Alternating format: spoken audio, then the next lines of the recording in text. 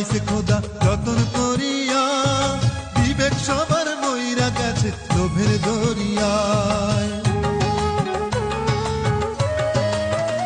ওই মাটির দেহ বানাইছে খোদা যতন করিয়া, বিবেক সবার মইরা গেছে লোভের দরিয়ায়। সেই দেহেরই বড়াই করিস, ও সেই দেহেরই বড়াই করিস কিসের লাগিয়া।